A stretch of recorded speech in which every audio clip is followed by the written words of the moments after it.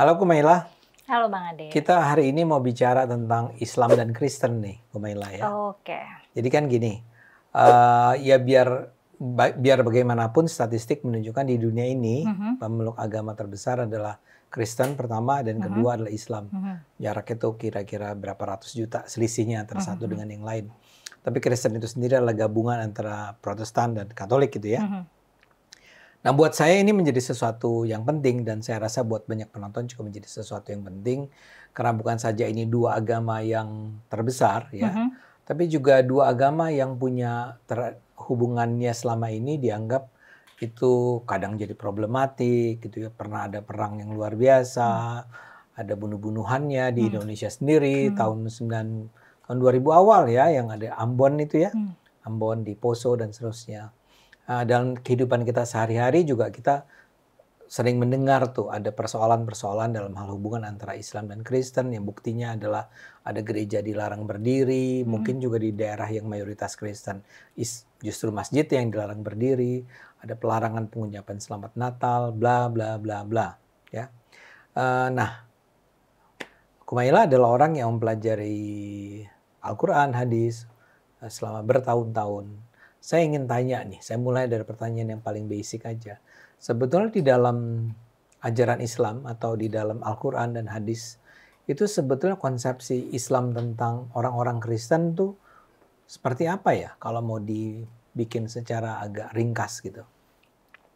Secara kronologis kan memang Kristen itu lebih dulu beberapa abad sebelum Islam ya. Jadi di dalam literatur kekristenan itu tidak membahas tentang Islam, tapi di teks suci keislaman di Quran, di kitab suci itu ada bahas tentang kekristenan gitu. Dan sebagaimana Muslim pada umumnya, sumber pertama kita belajar tentang Kristen itu dari Quran. Ada bahas tentang misalnya Tuhan yang tiga gitu, Trinitasnya Kristen. Ada bahas juga tentang Tuhan. Jadi kayak Tuhan tuh mempertanyakan Nabi Isa, emang kamu sama ibu menyebut kamu, diri kamu, maksudnya kamu itu ke Nabi Isa gitu. Emang kamu sama ibu kamu itu mengangkat diri jadi Tuhan gitu, selain Allah atau ya hal-hal kayak gitu yang dijawab Trinitas. nggak sama Nabi Isa? Enggak, Nabi Isa tuh dibilang dia manusia biasa, dia Nabi.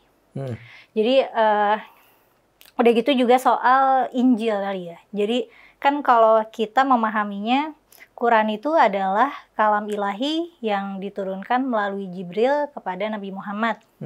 Nah, jadi kita memahaminya Injil itu juga adalah kalam ilahi yang diturunkan Tuhan kepada Nabi Isa gitu. Tapi konsep kitab suci dalam kekristenan nggak gitu. Iya, memang ada penulisnya gitu.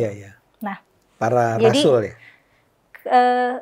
Jadi ada ini, aku rasa yang menjadi highlight untuk mengenal Kristen ya bagi orang Islam tuh pertama soal konsep Trinitasnya, kemudian soal Ibu Maryam. Kan gimana ya? Kita kalau misalnya kita merujuk pada Quran itu seolah-olah orang Kristen tuh menyembah Bunda Maria gitu. Orang Kristen. Nah udah gitu juga soal pemahaman kita terhadap Injil.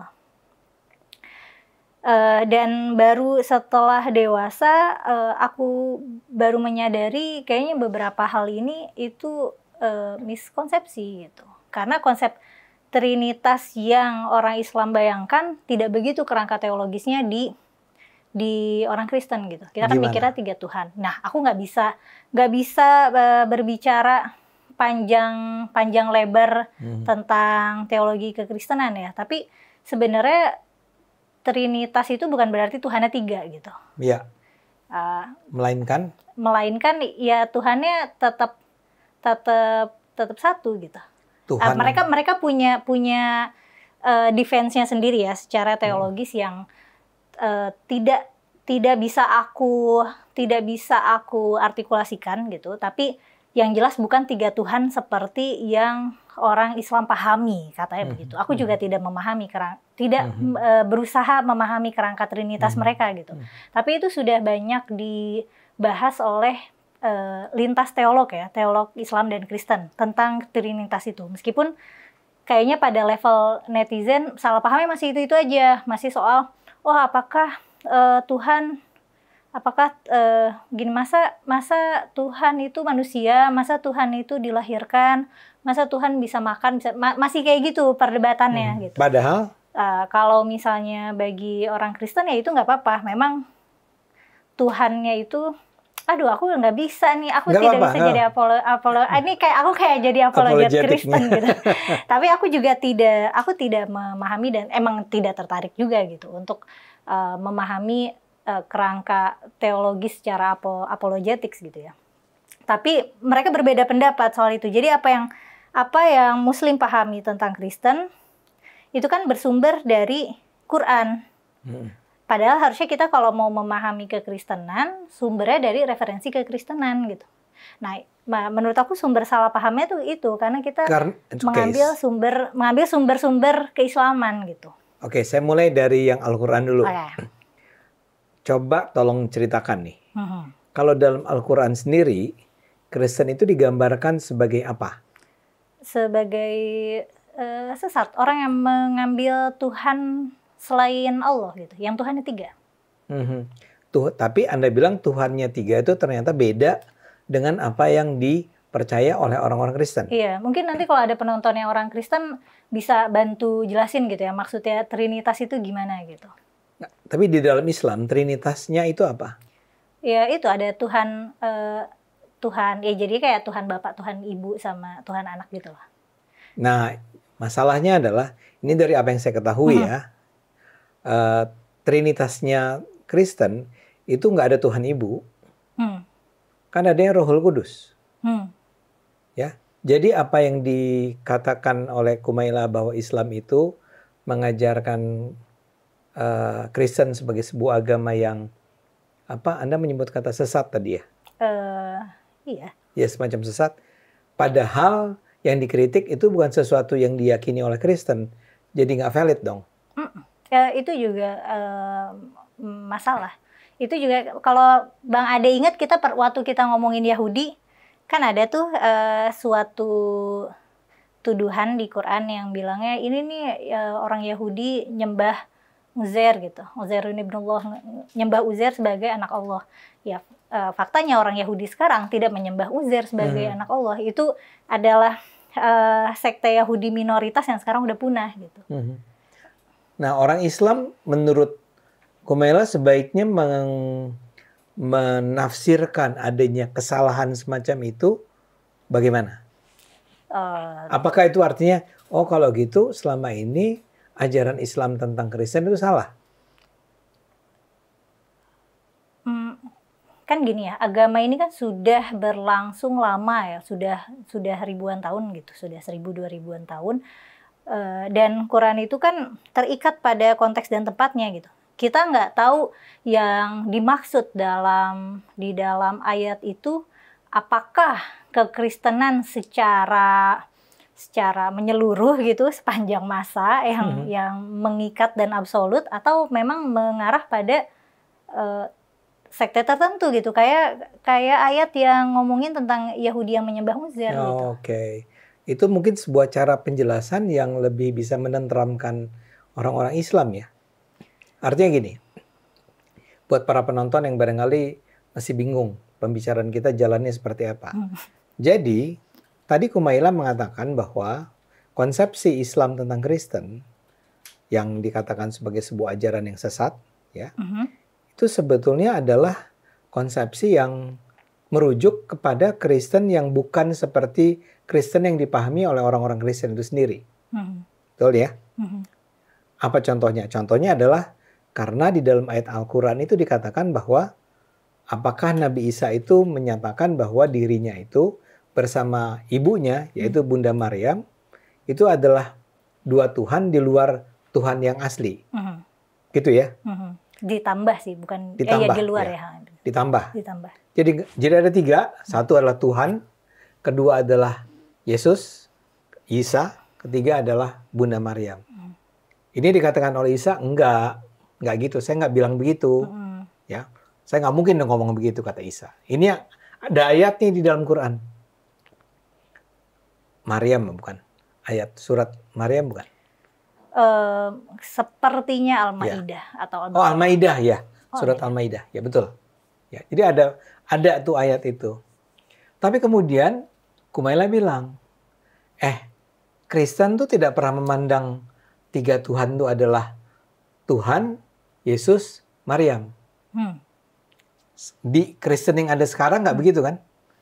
Tanya aja ke orang-orang Kristen lah. Kalau penonton orang Kristen langsung aja jawab iya atau enggak gitu. Kalau saya sih, saya tanya sama di kantor kami kan ada orang Kristen ya, 1 orang, dan dia bilang iya, Allah Bapa, Yesus dan Rohul Kudus, kata dia. Jadi bukan Maryam ya.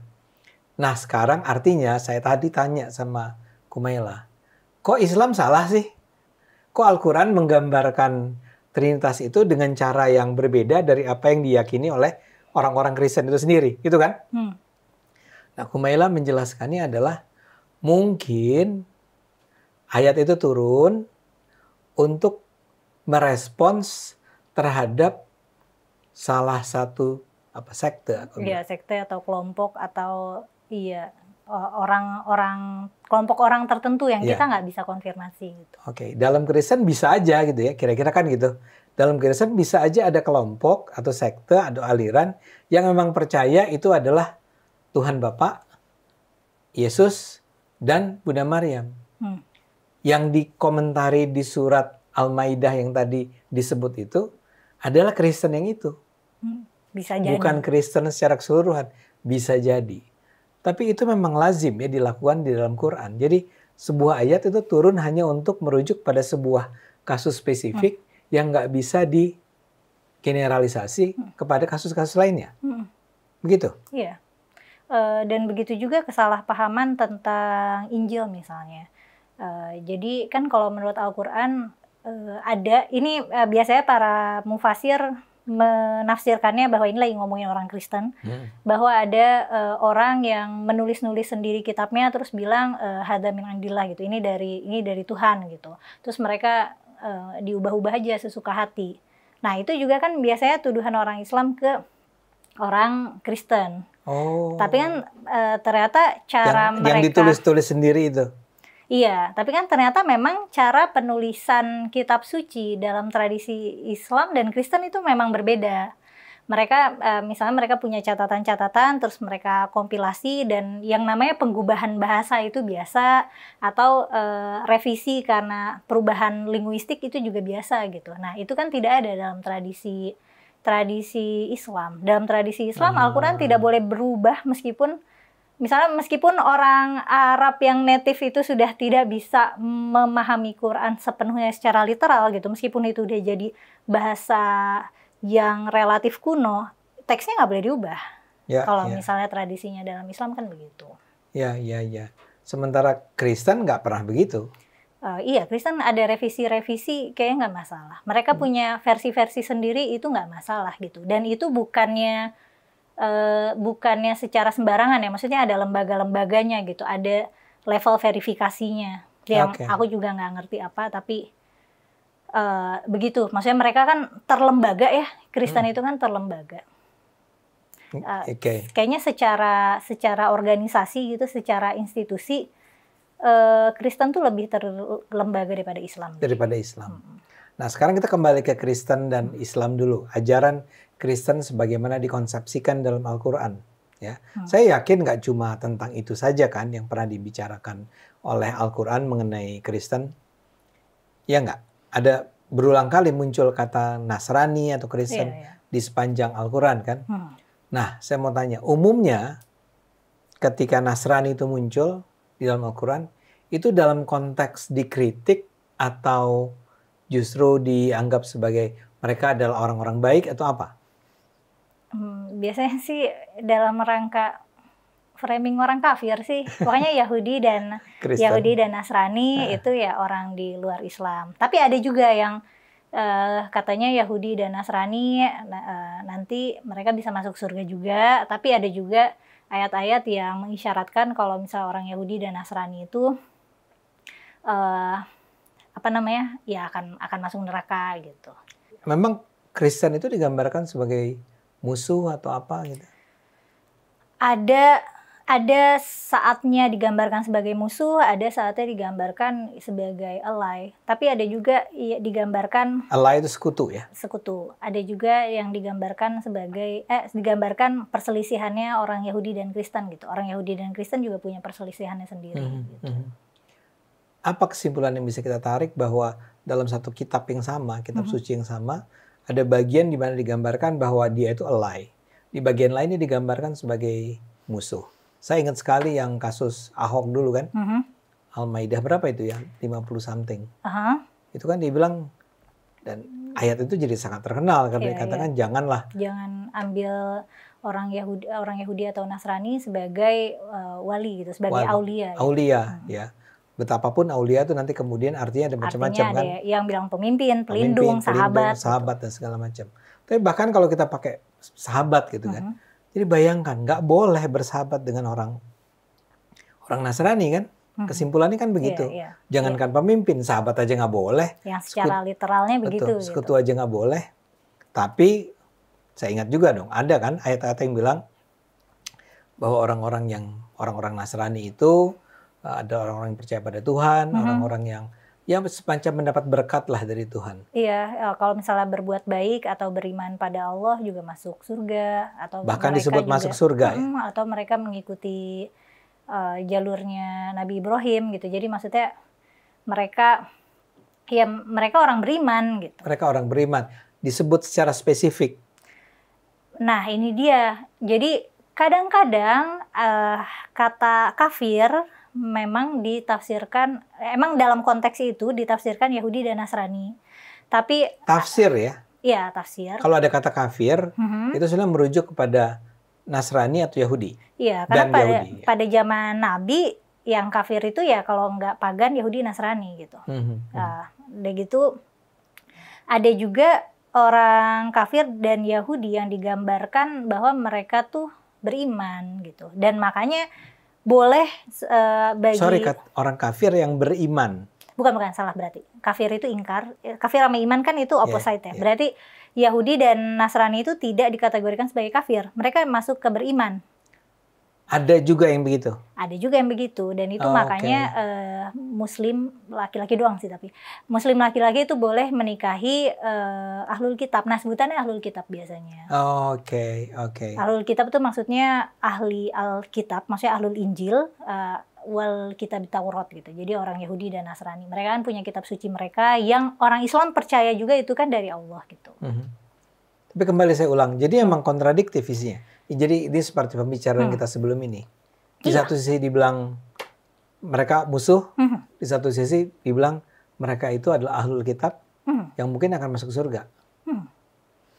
Itu makanya kalau Bang Ade memperhatikan ceramah-ceramah para tokoh agama kita, ada tokoh-tokoh agama yang humanis gitu. Mereka menghadirkan ayat-ayat yang menghadirkan kemanusiaan dan kesetaraan yang gitu. Enggak kok, ini orang Kristen juga mendapatkan rahmat Islam gitu. Tapi kalau misalnya tokoh agama yang eksklusif gitu, yang biasanya lebih keras, mereka tinggal ngambil aja ayat-ayat yang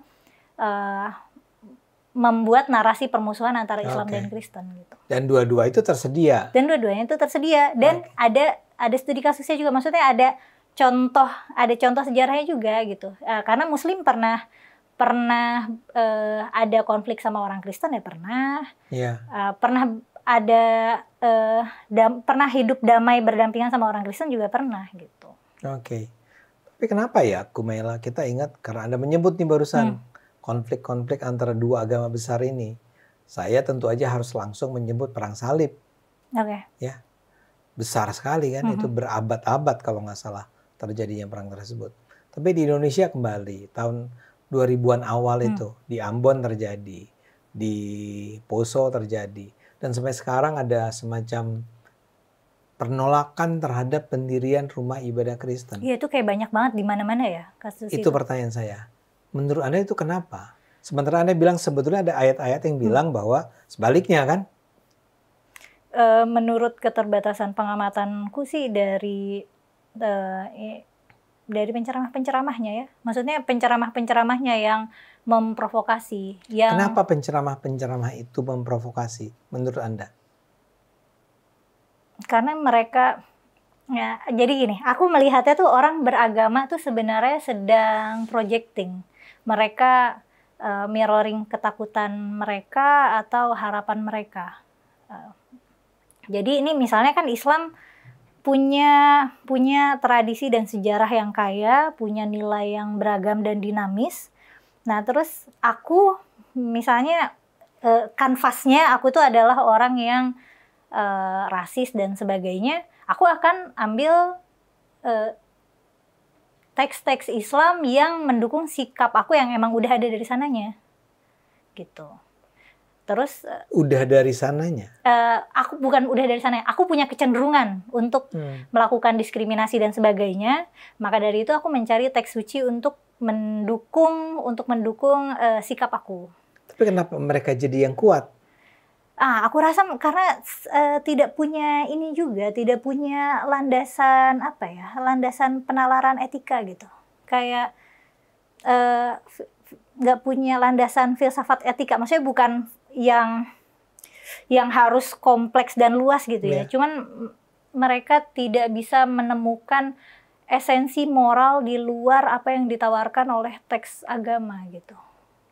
Bahkan ketika teks agamanya sebenarnya ada menawarkan landasan etika moral itu. Tapi ya kurang banyak didakwahkan. Yang aku lebih sering dengar didakwahkan justru yang kasar-kasar, yang bermusuhan. Yang bagus-bagus itu biasanya ada di buku. Maksudnya di buku yang ditulis secara rapi gitu oleh para cendekiawan kita. Kita kan banyak sekali menghasilkan cendekiawan muslim kan. Tapi mereka tidak aktif di mimbar. Mereka aktif di karya tulis. Dan yang baca karya tulisnya jadinya kayak semacam elitis intelektual gitu. Ide-idenya tidak terpapar di mimbar-mimbar, sedangkan kan masyarakat di akar rumput kan dengerinnya di mimbar. Nah, yang bahan ceramah yang di mimbar seringnya kan itu recycled. Kalau Bang Ade perhatikan khotbah-khotbah di mimbar tuh seringkali sama tiap tahun, sering nemuin materi ceramah yang sama kan. Jadi kayak seolah nggak usah setiap tahun. Kalau sholat Jumat itu lagi. Kita sekali di tempat A, nanti ada di tempat C, nanti ada di tempat G, kurang lebih sama isinya. Makanya banyak orang tidur. Karena udah tahu. Udah tahu isinya, nggak penting. Nggak, maksud saya nggak penting buat orang yang hadir dan tidur itu. Dia tidak, wow ini sesuatu yang mencerahkan, nggak gitu kan?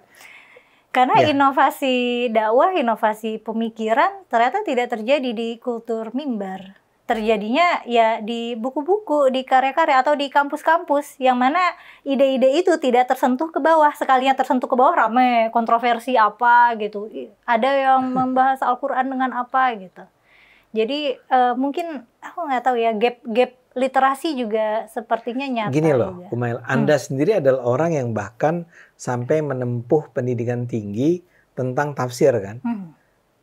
Anda bisa jelaskan nggak kenapa kaum intelektual ini akhirnya nggak berdiri di mimbar-mimbar? Bisa jadi karena takut. Karena melihat banyaknya orang yang bilang aku tuh berani, atau kayak sebenarnya banyak nih yang mikir kayak Kumaila tapi takut, banyak yang bilang gitu. Jadi aku berasumsi sepertinya takut. Kenapa takut? Karena kan pembelajar itu tidak sama dengan komunikator, itu kan dua hal yang berbeda gitu. Ya, tapi maksud saya gini, di perguruan tinggi ilmu Islam itu, tidakkah juga diajarkan tentang how to communicate? Tidakkah diajarkan tentang bagaimana berdakwah? Dan dari perguruan-perguruan tinggi, di perguruan-perguruan tinggi itu dilakukan kajian yang sangat mendalam terhadap agama. Apa yang tadi disampaikan oleh Kumaila tadi adalah bukan sesuatu yang baru, pasti bukan pada orang-orang yang berada di lingkungan perguruan tinggi kan. Dia belajar dan dia belajar tentang how to deliver the message. Menyampaikan pesan kepada halayak.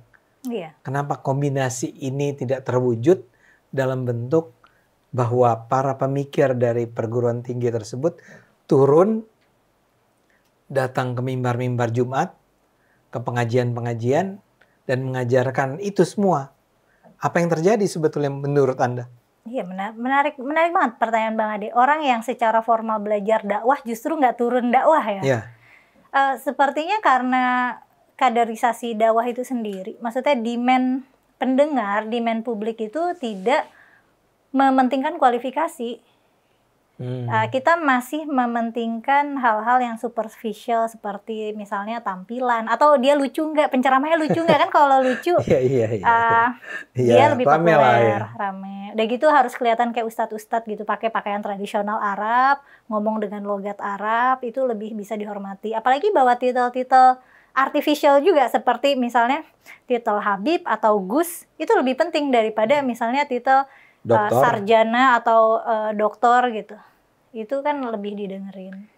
Dan itu juga terjadi di lembaga-lembaga media massa misalnya. Stasiun-stasiun televisi yang mengisi acara-acara ceramah paginya, subuhnya, itu kan bukan orang-orang kaum intelektual. Iya, ustadz-ustadz selebriti kita tidak didominasi oleh intelektual. Ada yang intelektual, tapi biasanya kalah pamor dengan yang lucu, yang bisa sekalian stand up gitu lah. Iya, yang pintar public speakingnya gitu. Nah, menurut Anda, dugaan Anda nih, kenapa ya orang-orang yang kita sebut sebagai apa tadi, bukan yang stand up, selebritis, dai ini, dai selebritis ini, kan dia bukan orang-orang yang radikal kan, ya. Kenapa dia tidak mengangkat ujaran-ujaran penuh penghargaan, persahabatan, persaudaraan dengan umat Kristen misalnya di dalam ceramah-ceramah dia?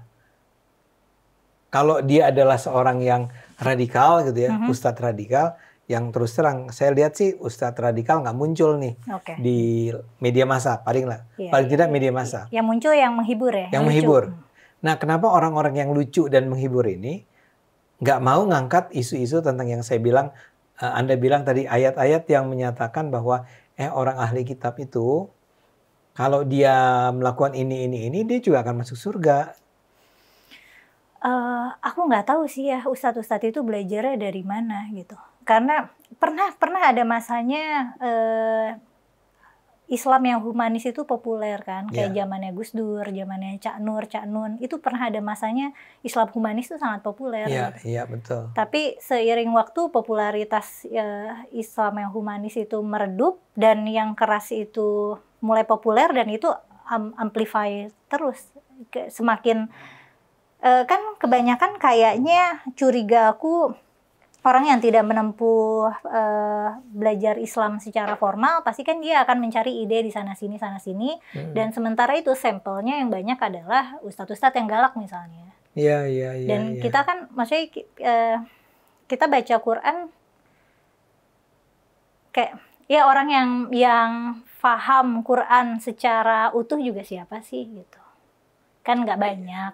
Tapi kan mestinya si ustadz selebritis ini yang menghibur dan lucu ini, kan dia juga belajar Harusnya Islam. Belajar. Cuman kan nggak tahu belajarnya di mana gitu, atau sama siapa. Memang kalau belajarnya di mana menentukan, ayatnya kan ada di sana. Ayatnya itu bukan sesuatu yang jumlah ayatnya juga walaupun banyak kan 6.000 something. Sebenarnya iya cuma 6.000-an ya. Hanya 6.000 dapat dong kalau dia sekolah cukup lama. Tapi dia nggak sekolah, asumsi dia nggak sekolah ya. Gitu. Maksudnya nggak belajar Al-Quran secara formal. Tapi dia baca Quran kan pasti. Sebenarnya kan kita baca Quran juga tidak langsung, kan Quran ini banyak ditulis secara ambigu ya. Kita nggak bisa langsung paham ini maksudnya apa atau ini maksudnya gimana. Belum lagi kalau lagi baca apa, tahu-tahu pindah topik kemana gitu, karena nggak tahu. Itu terjadi ya? Surat tuh suka begitu, pindah-pindah topik. Iya, Quran tuh begitu, tidak sistematis. Jadi untuk membacanya aja butuh perangkat alat ilmu gitu. Kalau mau ngerti gitu, emang nggak praktis. Nah, sekarang menurut Kumaila nih, apa yang mesti dilakukan ya untuk menumbuhkan, lebih menyebarkan, mendiseminasikan pesan-pesan persaudaraan antar umat beragama ini? Aku sih akan menyarankan untuk nggak usah cari dalilnya.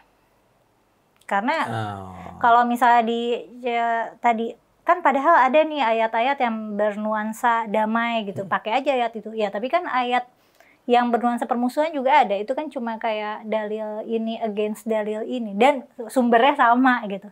Jadi problemnya Kumaila sekarang ini nih, cobalah Anda menjadi seorang penceramah Islam, bukan, kalau ini kan penceramah liberal nih, ya. Kalau dia penceramah Islam, Anda nggak menggunakan dalil, itu Anda kan dipertanyakan ke validitas Anda sebagai seorang penceramah. Buatku itu untuk nyomot dalil, buatku itu morally inflicted. Karena aku tahu setiap kita nyomot dalil itu kita lagi cherry picking. Ya, tentu. Dan aku nggak mau jadi part of that problem. Oke. Dan kalau aku misalnya jadi pendakwah Islam, menurut aku itu sangat merepotkan. aku akan repot sekali. Nggak, saya mau bilang, ya Anda tentu juga paham sekali bahwa umumnya penceramah Islam itu mengikuti SOP seperti itu. Iya, frameworknya begitu. Frameworknya begitu. Kalau Anda tidak melakukannya, penceramah berceramah ke umat itu, itu kan ngomong, kok dia nggak pakai ayat ya? Kadang-kadang komen channel ini juga gitu, kok nggak ngomongin Quran tapi nggak ngutip ayat sama sekali gitu. Iya, itu memang dengan sengaja kita tidak merujuk kepada ayat manapun kan. Walaupun kan kadang-kadang saya merasa perlu untuk menunjukkan bahwa itu memang ada loh dalam Al-Quran misalnya begitu kan. Kayak tadi tuh, memang ada dalam Al-Quran Al-Maidah yang bilang bahwa jangan pilih orang Kristen sebagai sahabatmu kan. Itu ada, yang penting adalah penafsirannya kan. Saya cuma membayangkan betapa sulitnya ya sebetulnya upaya kita untuk membangun hubungan yang baik. Saya tuh ingin mengatakan kepada teman-teman Islam, we are not supposed. Kita tidak layak memperlakukan orang non-Islam itu sebagai bukan saudara gitu loh. Apalagi sebagai musuh. Sebagai orang yang harus kita hindari. Tapi kalau suasananya kondisinya seperti yang Anda gambarkan, memang tidak mudah dong. Iya, waktu pas lagi musim Ahok baik di demo kan yang ayat itu kan populer. Para ustadz-ustadz kita berupaya menafsirkan kata aulia itu, kata wali itu apa gitu. Enggak kok, sebenarnya boleh jadi pemimpin, tapi apa? Itu adalah diskursus yang panjang dan banyak yang padahal sebenarnya bisa kita kesampingkan dengan nalar bahwa kita adalah manusia yang setara, yang sama berhak gitu. Jadi kitab sucinya di hold aja dulu. Atau di hold aja terus kalau misalnya emang itu bikin perpecahan yang nggak perlu. Iya. Masalahnya ada banyak, sampai saat ini paling tidak banyak orang yang mengatakan kata Qur'annya apa. Orang menganggap Al-Quran gitu, menganggap kitab suci adalah solusi segala masalah gitu. Quran ini sudah lengkap, dia sempurna menyediakan solusi terhadap masalah. Tapi kan faktanya enggak. Quran itu enggak lengkap dan tidak menyediakan solusi bagi segala masalah gitu. Dalam beberapa konteks malah menimbulkan masalah baru gitu. Aku rasa kita harus punya kerendahan hati itu sih untuk mengakui bahwa dunia semakin kompleks dan Quran tidak lengkap dan tidak menyelesaikan segala masalah gitu. Sebagai pedoman moral barangkali bisa kita pakai gitu ya. Tapi kalau dia dianggap sebagai pedoman penyelesaian segala masalah, itu hayalan. Sebagai pedoman moral pun kalau kita mau pakai harus kita rekontekstualisasi lagi dengan sekarang. Betul. Tidak praktis. Seperti yang selama ini Anda sudah lakukan kan? Atau banyak dari kita lakukan. Oke, Kumaila. Saya berharap sehabis acara ini cara kita berkomunikasi, bergaul, bekerja sama antara pemeluk agama Islam dengan non-Islam, antara pemeluk agama dengan bukan pemeluk agama, itu menjadi bisa lebih akrab, lebih dekat, lebih bekerja sama. Karena memang sebetulnya kalau kembali ke Islam, Al-Quran sendiri ada loh ayat-ayat yang bilang bahwa orang-orang Kristen itu adalah orang-orang saudara kita lah gitu kira-kira ya. Walaupun kemudian kita harus akui, tapi ada juga dan ada banyak juga ayat-ayat yang bilang bahwa mereka adalah kaum kafir. Ya, mudah-mudahan ini tidak menimbulkan salah paham nih bagi para penonton mengenai kami berdua, terutama mengenai Kumaila. Nggak masalah. Mari, terima kasih. Terima kasih.